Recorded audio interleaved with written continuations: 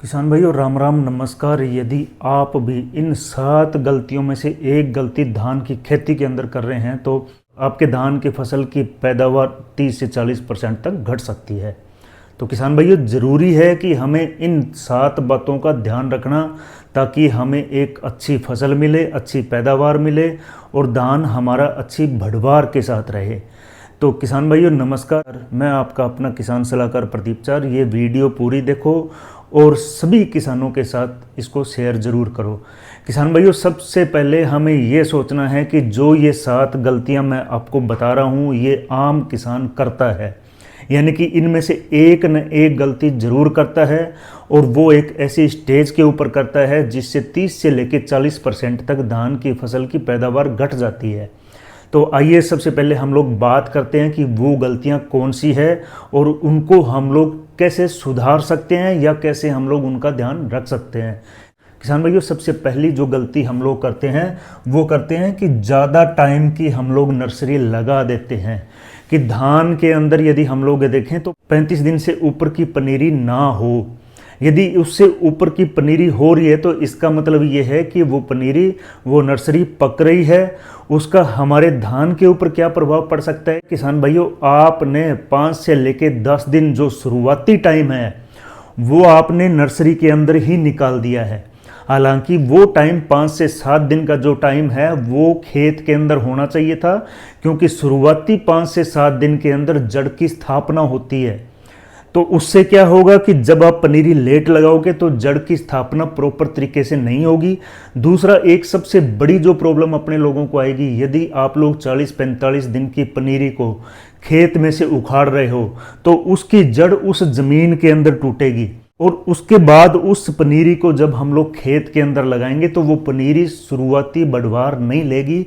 शुरुआती टाइम के अंदर जो जड़ें स्थापित होनी चाहिए वो स्थापित नहीं होगी।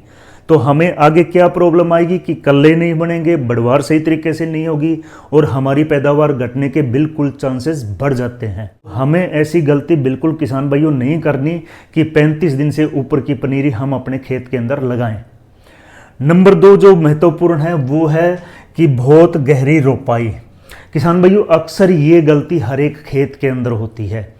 आम रोपाई जो हम सही सिस्टम की बात करें तो 2 से 3 सेंटीमीटर यानी कि 1 इंच से ऊपर नहीं होना चाहिए। लेकिन अभी गलती क्या होती है कि लेबर क्या करता है कि उसकी जो रोपाई है वो करीब 2 से 3 इंच तक भी गहरा चला जाता है, जिसकी वजह से हमें प्रॉब्लम आती है। और प्रॉब्लम क्या आती है कि उस पनीरी के अंदर जिसकी रोपाई गहराई के अंदर हो चुकी है वो पनीरी या वो पौधा 2 जड़ें निकाल लेता है, एक जड़ ऊपर और एक जड़ नीचे। जो मेन जड़ होती है वो जहाँ पे गहराई के अंदर लगी है वो होती है, और एक बिल्कुल मिट्टी और तने जहाँ से तना शुरू होता है उसके पास भी एक जड़ और शुरू हो जाती है। और उससे क्या प्रभाव पड़ेगा, उससे प्रभाव ये पड़ेगा कि जो भी खाद आप लोग दे रहे हो, जो पोषक तत्व आप लोग दे रहे हो वो 2 जड़ों में विभाजित हो जाएगा। यानी कि वो खाना 2 जड़ें इकट्ठा करेगी जिससे पूर्णतया पौधों को भोजन नहीं मिल पाएगा। तो उस चीज़ का हमें शुरुआती टाइम के अंदर बहुत बड़ा धक्का लगता है, वो धान 15 दिन पीछे रह जाता है। तो ये गलती अपने को बिल्कुल नहीं करनी। जब रोपाई करनी है तो रोपाई वाला धान जो है वो 2-3 सेंटीमीटर ही लगना चाहिए।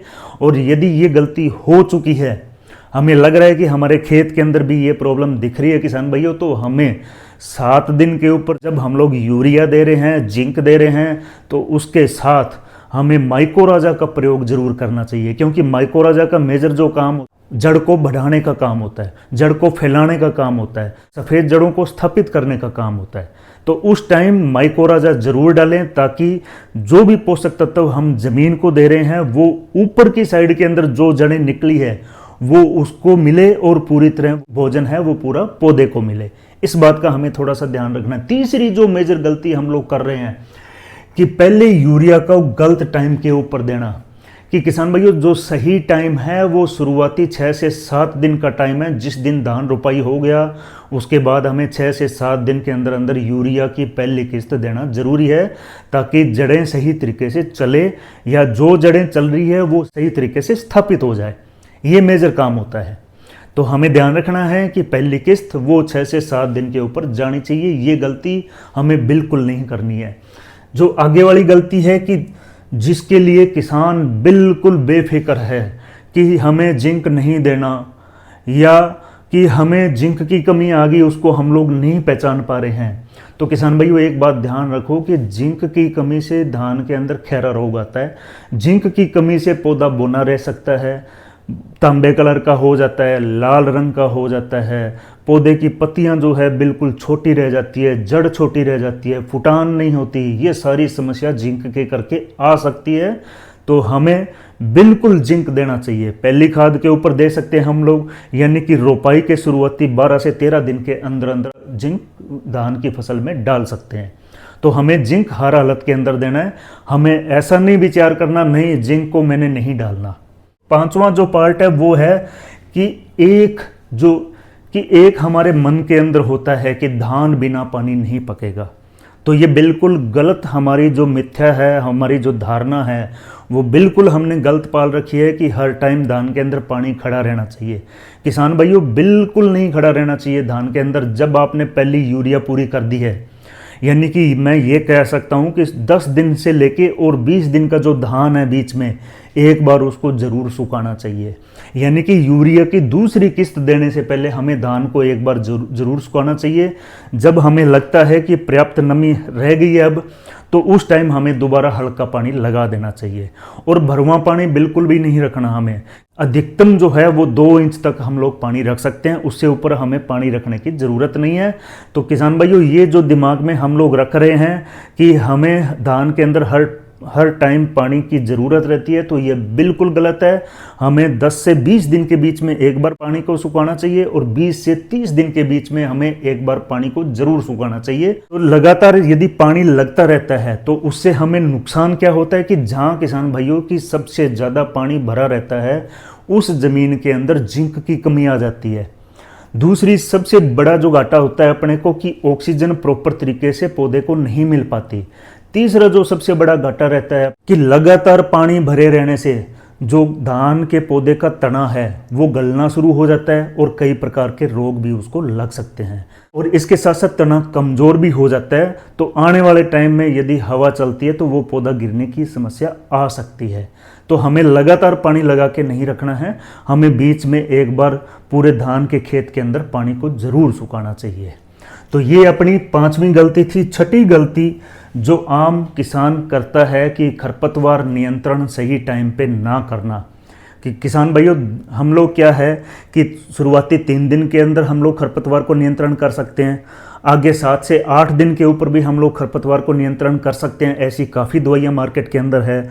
उसके बाद में हम लोग 19-20 दिन या 25 दिन के बीच में जब खरपतवार उग गया उसके बाद भी हम लोग खरपतवार को नियंत्रण कर सकते हैं। तो हमें खरपतवार को ज़रूर नियंत्रण करना है।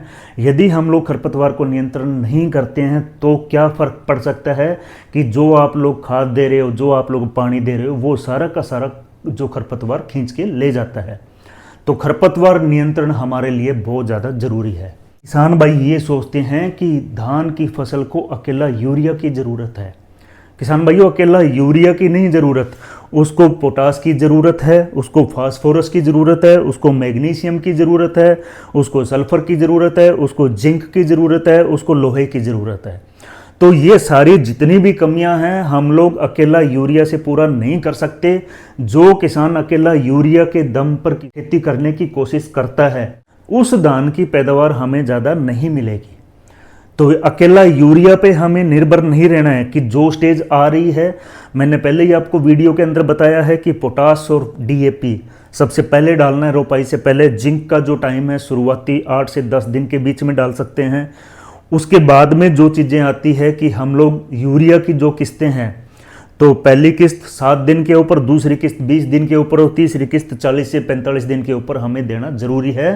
तो अकेला हमें यूरिया के ऊपर निर्भर नहीं रहना है। इसके अलावा फेरस की कमी आती है धान के अंदर। फेरस की कमी के लिए हम लोग फेरस सल्फेट का प्रयोग कर सकते हैं, यानी कि नीचे डाल सकते हैं, और या मान लो अपने लोग स्प्रे कर सकते हैं। तो किसान भाइयों अकेला यूरिया के ऊपर हम लोग धान की खेती नहीं कर सकते। हमें संतुलित पोषक तत्व जो मैंने पहले ही आपको बताए हैं उनको ज़रूर देना पड़ेगा।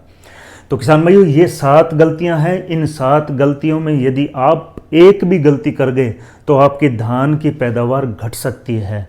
हमें इस बात का ध्यान रखना है। आपका कोई सवाल हो तो मेरा मोबाइल नंबर स्क्रीन के ऊपर दिया हुआ है 94 178 039 29। आप मेरे को कॉल कर सकते हो और किसी प्रकार का धान से संबंधित सवाल है वो मेरे से आप लोग पूछ सकते हो। जय जवान, जय किसान, जय विज्ञान, राम राम, नमस्कार, जय हिंद।